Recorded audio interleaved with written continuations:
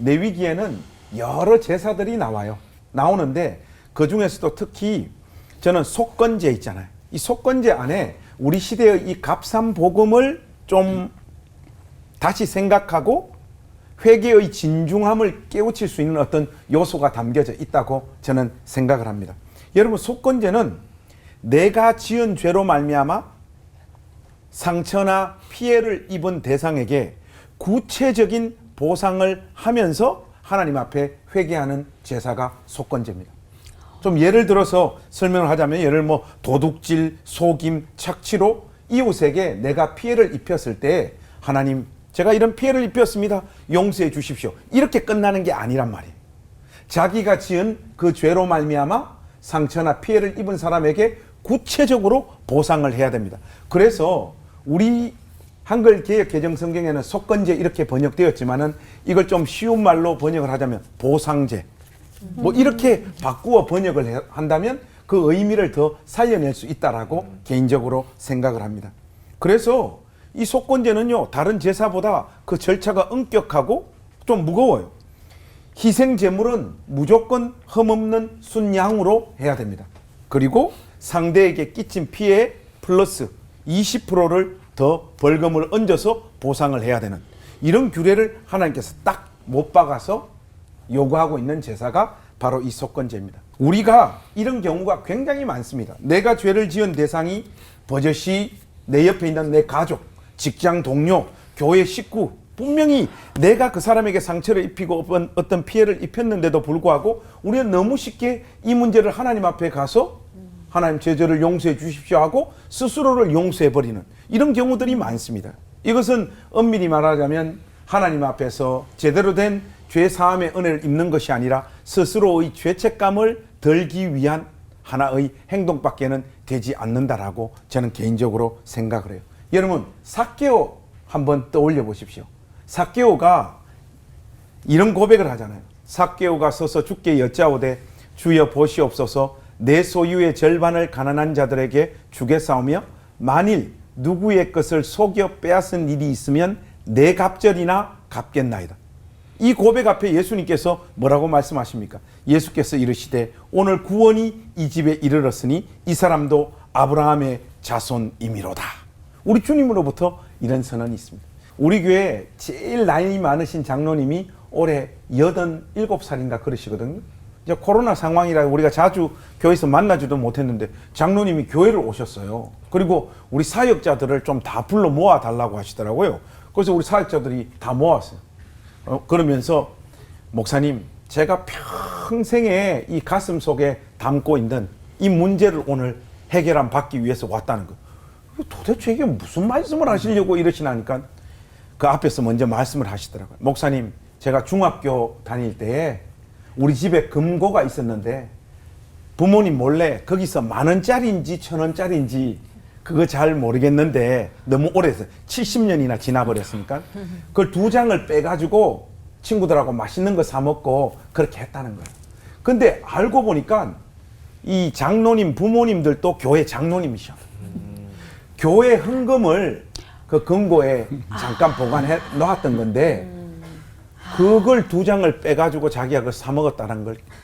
그래서 신앙생활하는 여정 속에서 그게 막 계속 떠오르고 자기를 너무 괴롭혔다는 거예요. 여러 목사님들로부터 상담도 하고 목사님들 이제 그냥 좀 잊으시라고, 괜찮다고 수많은 이야기를 들었지만은 아직까지 이 가슴이 시원하지가 않았다. 그래서 오늘 그 문제를 해결하기 위해서 이렇게 왔다는 거예요. 그러면서 목사님, 이 돈이 140만 원입니다. 그게 1,000원짜리인지 10,000원짜리인지는 잘 모르지만 10,000원짜리라 치고 그때부터 70년 곱하기 2장 해서 140만 원을 하나님 앞에 저 죄를 회개하는 마음으로 이렇게 드리고 싶습니다. 여러분, 이게 딱 속건제잖아요. 회개가 너무 쉬워요, 여러분. 우리 시대 신자들이 하나님 앞에서 회개하는 그 회개가 너무 가벼워졌어요. 하나님께서 우리를 용서하신다라고 하는 것은 수직적으로 하나님과의 관계가 바로 서는 거고, 수평적으로는 나로 인해서 상처받고 피해 입은 나의 이웃과도 내 관계가 회복되어지는 것, 그것이 온전한 회개의 의미이지 않겠습니까? 여러분들 안에 이 속건제의 메시지 안에 담겨져 있는 이 의미를 좀 가슴 깊이 새기셔서 마땅히 용서를 구해야 될, 여러분으로 인하여 상처받고 피해를 입은 사람들이 있다라면 신앙의 용기와 담력을 내셔서 그 앞에 가서도 사과하고 용서를 구할 수 있는 우리 올포원 모든 시청자 가족들이 되시기를 우리 주님의 이름으로 축복합니다. 기도하겠습니다. 하나님, 이 속건제의 메시지를 우리 가운데 주시니 감사합니다. 하나님, 기도하며 하나님 말씀을 묵상하며 나로 인하여 상처받고 피해 입은 사람이 우리 마음에 떠오를 때에 용기 내어 그 사람에게 찾아가 무릎 꿇고 용서를 구할 수 있는 신앙의 용기와 은혜를 우리 모두에게 허락하여 주시옵소서. 우리 구주 예수 그리스도의 이름으로 기도하옵나이다. 아멘.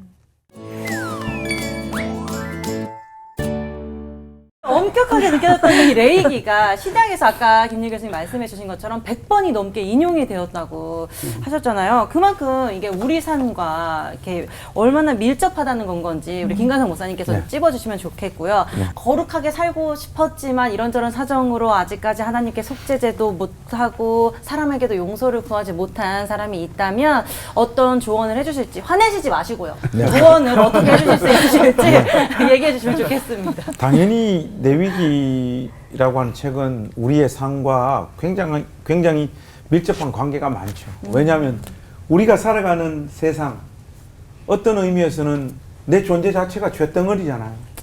이런 어떤 죄의 문제를 우리 같은 죄인이 거룩하신 하나님과 만나 어떻게 다시 교제할 수 있는가, 이런 문제를 다루고 있는 책이기 때문에 굉장히 밀접함이 있죠. 그리고 용서하고 또 누구에게 가서 용서를 구하는 것은 어떤 방법론으로 되는 거 아닌 것 같아요. 조언을 해달라고 했는데 조언을 해줘봐야 작동을 안 합니다. 예. 저 사람한테 가서 내가 사과하고 용서를 구했을 때 저 사람으로부터 어떤 처분을 받아도 나는 괜찮다라고 하는 이 용기, 이 용기가 근본적으로 어디서부터 올라오느냐? 하나님께서 우리를 용서하시고 용납하신 그 사랑의 깊이와 넓이를 절절히 깨달을 때 누구에게 가서 용서도 구할 수 있는 것 같아요. 제가 이번에 그 부흥회 가서 부흥회를 끝나고 이렇게 집에 가려고 이제 차 타고 하는데 어떤 자매님이 뛰어오시더만 저 뭐 그 설교 속에 담긴 간증을 이렇게 들으시고 목사님은 아버지를 용서하셨습니까? 저보고 그러더라고요. 우리 아버지 돌아가셔가지고 막 용서도 잘 못했습니다. 자, 그렇게 하면서 이제 그 자매님이 부모님을 용서하지 못하는 그 어떤 문제들 갖고 막 이렇게 실험하는데 거기에 뭐 이런저런 구체적인 조언을 해봐야 그거 안 되잖아요. 그 제가 자매님 보고 그랬습니다. 그 부모님 지금 당장 용서하려고 너무 애쓰지 마라. 여기 이제 신앙생활 하신 지 얼마 안 되셨으니까 이 교회에서 예수님이 누구신지 바르게 배우시고 그 예수님의 은혜와 사랑을 절절하게 깨닫는 어느 시점에 부모님을 용서할 힘도 가지게 될 거라는 거예요. 이게 용서를 구하는 사람의 입장에도 똑같은 것 같아요. 용서 구하러 가지 못하는 이유가 뭐겠어요? 뭐 자존심 때문일 수도 있고 내가 용서를 구했는데 더 신경질을 낼까 싶어서 또 무슨 일이 발생할지 몰라서 거기에 대한 두려움 때문에 용서를 못 구하는 거잖아요.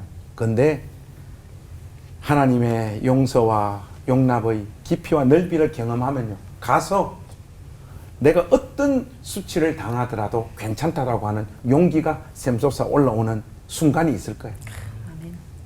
그래서 더욱더 복음을 붙잡으시고 하나님의 사랑의 깊이와 넓이를 묵상하는 사람이 되시라, 그렇게 말씀드리고 싶습니다.